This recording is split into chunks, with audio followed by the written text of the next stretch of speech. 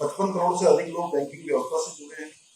रक्षा का क्षेत्र हो, विज्ञान का क्षेत्र हो, कृषि, स्वास्थ्य, शिक्षा, ऐसी तमाम आधारभूत संरचना विकास का क्षेत्र हो, यांत्रिक विज्ञान से जुड़े हुए भी यहाँ पर बहुत लोग बैठे हैं, भली भांति जानते हैं।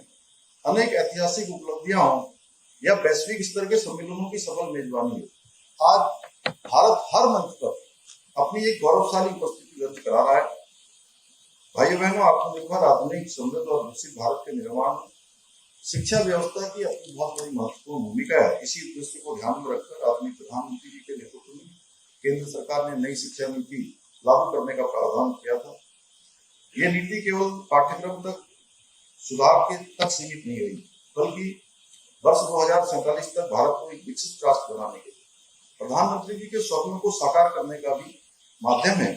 मेरा मानना है कि अब समय आ गया है कि जब हमें अपने शिक्षण संस्थानों, विशेष रूप से उच्च शिक्षण संस्थानों का दैनिक शिक्षण कार्यों के केंद्र के बजाय एक विशिष्ट शैक्षिक प्रयोगशाला और ज्ञान केंद्र के रूप में भी विकसित करना होगा, जहां विद्यार्थी मात्र किताबी ज्ञान नहीं, ऑल वेदर कनेक्टिविटी रोड की बात की।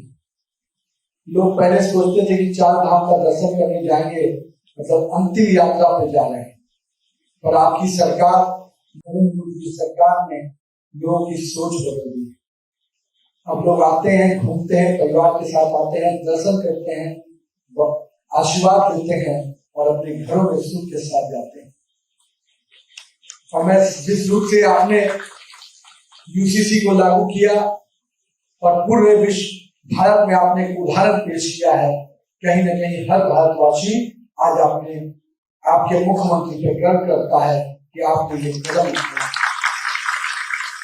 साथ ही साथ माँ गंगा की भी भूमि है और मैं भी गंगा के तट से आता हूँ।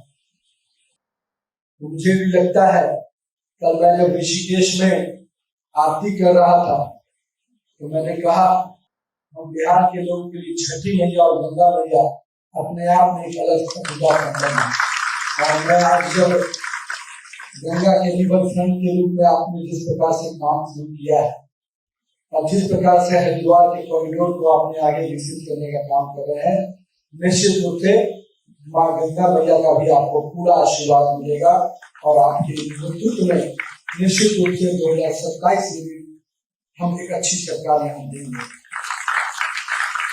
साथ ही साथ एक बहुत बड़ी कल्पना इन्होंने यहाँ पर चालू की है, होम स्टे की।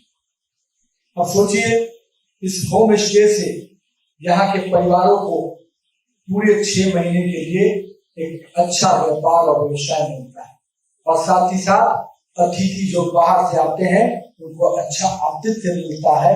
कहीं न कहीं ये भाव हमारे इस देव के पवित्र भूमि से हमें अलग करता है। देव की पवित्र भूमि में कहीं ना कहीं हम अलग एहसास कराता है।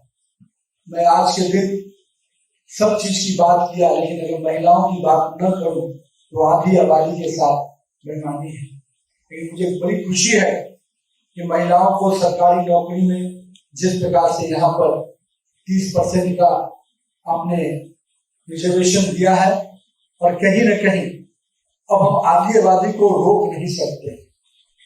आज हर फील्ड में, हर क्षेत्र में